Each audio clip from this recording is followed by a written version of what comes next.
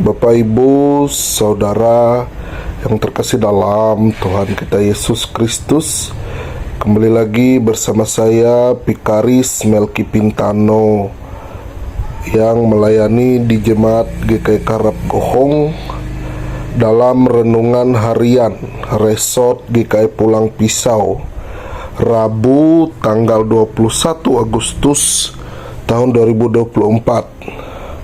Nas perenungan untuk kita pada hari ini sesuai dengan Nas Almanak Gereja Kalimantan Evangelis, terdapat dalam Perjanjian Lama 1 Raja-Raja pasal yang ke-8 ayat yang pertama sampai ayat yang ke-13 dengan satu perikop.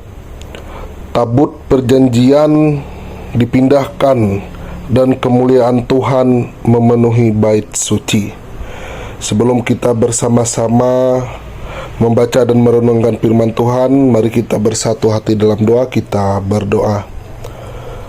Terpujilah Allah, sumber segala rahmat dalam kehidupan kami. Terima kasih ya Bapa atas kesempatan hidup dan kehidupan ini. Dan pada saat ini kami bersama-sama ingin membaca dan merenungkan firman Tuhan. Kiranya Tuhan urapi hamba-Mu yang menyampaikan firman-Mu ini, agar apa yang disampaikan menjadi terang dalam kehidupan kami pribadi lepas pribadi, yang seturut dengan kehendak Tuhan. Terima kasih Tuhan, kami sambut firman-Mu. Amin. Ibu Bapa yang terkasih dalam Tuhan kita Yesus Kristus, melalui nas hari ini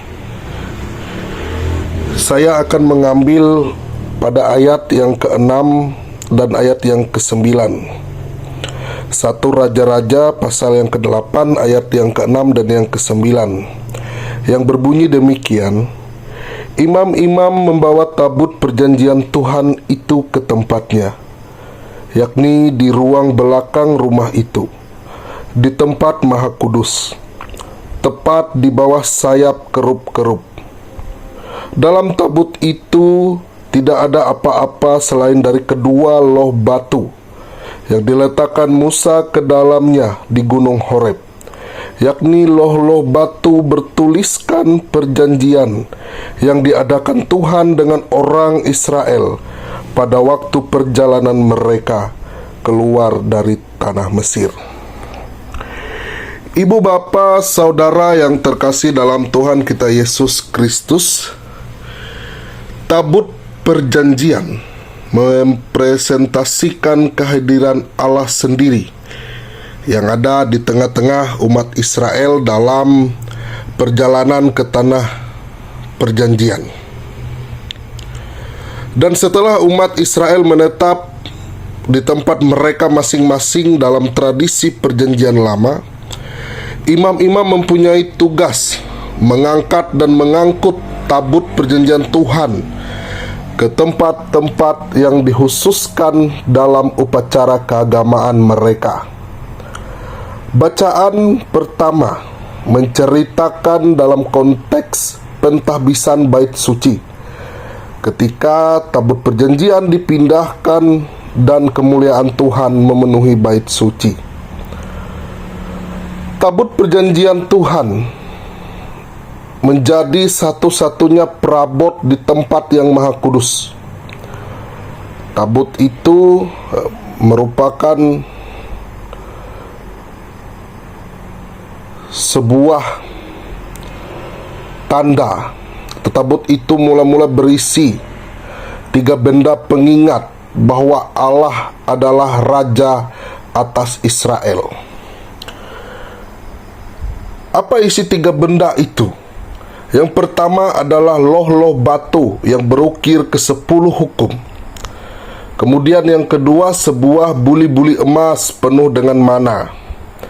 Kemudian yang ketiga, tongkat Harun yang bertunas secara supranatural. Akan tetapi pada zaman Salomo, tabut perjanjian hanya berisi 2 loh batu, yang sudah jelas terdapat dalam ayat yang ke-9. Tabut itu ditutup dengan tutup pendamaian. Tempat darah korban dipercikkan setiap tahun sekali oleh imam besar pada hari raya pendamaian. 2 kerup berukir emas ditempatkan dengan muka saling menghadap dengan sayap terbentang ke depan, sambil menundungi tutup tabut dalam bentuk lingkungan. Pada tengah tutup pendamaian, kehadiran Allah dilambangkan oleh awan terang yang sangat cemerlang pada saat itu. Kemuliaan Tuhan memenuhi bait itu setelah tabut perjanjian dibawa ke dalamnya, di mana firman Allah itu hidup dan ditaati. Disitulah kemuliaan Allah tinggal. Kenyataan bahwa Allah tinggal di dalam bait suci tidak berarti bahwa Dia tidak tinggal di lain tempat, karena Allah ada di mana-mana. Yang dimaksudkan adalah bahwa kehadiran dan kuasa Allah akan dinyatakan secara khusus di dalam bait suci. Ibu bapa, saudara yang terkasih dalam Tuhan kita Yesus Kristus, bagi kita umat perjanjian baru dengan pengertian yang sama, kehadiran Kristus bersama umatnya dinyatakan secara khusus ketika mereka berkumpul di dalam namanya. Yesus sebagai Allah yang hidup di tengah dan bersama umatnya. Maka kemanapun ia pergi, ke situ pula lah orang berbondong-bondong datang dan memohon mukjizat keselamatan. Secara khusus kehadiran Tuhan dalam kehidupan kita. Ibu bapa, saudara yang terkasih dalam Tuhan kita Yesus Kristus, gereja adalah bait suci Allah.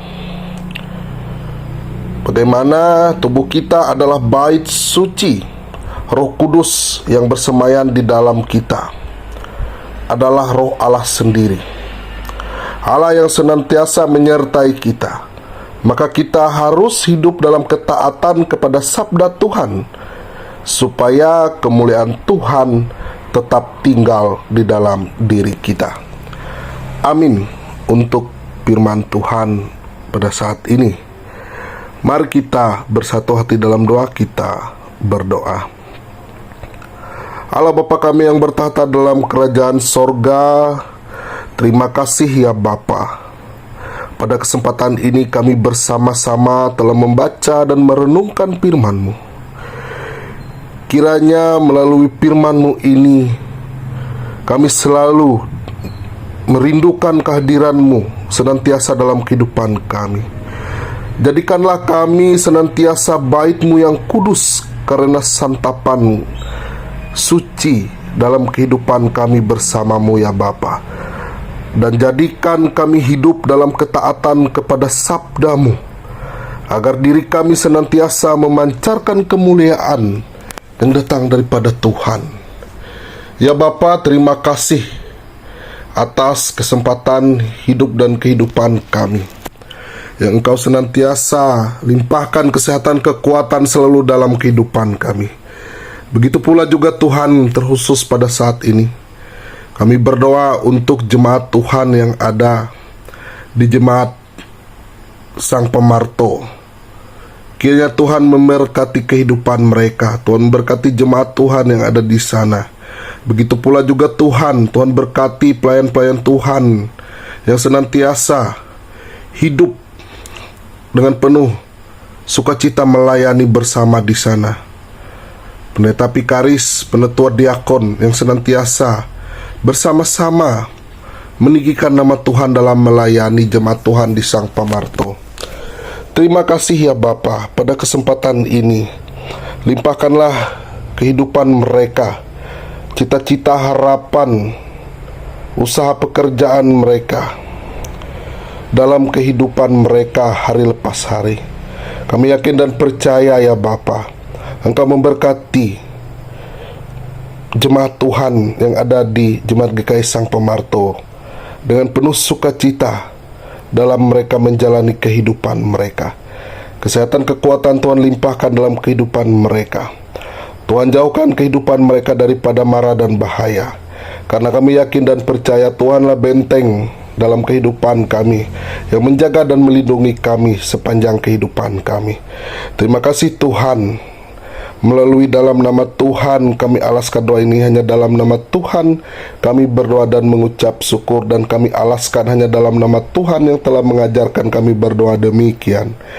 Bapa kami yang ada di sorga, dikuduskanlah namamu, datanglah kerajaanmu, jadilah kehendak-mu di bumi seperti di sorga. Berikanlah kami pada hari ini makanan kami yang secukupnya, dan ampunilah kami akan kesalahan kami, seperti kami juga mengampuni orang yang bersalah kepada kami. Janganlah bawa kami ke dalam pencobaan, tetapi lepaskanlah kami daripada yang jahat. Karena Kau punya kerajaan, kuasa, dan kemuliaan sampai selama-lamanya. Amin.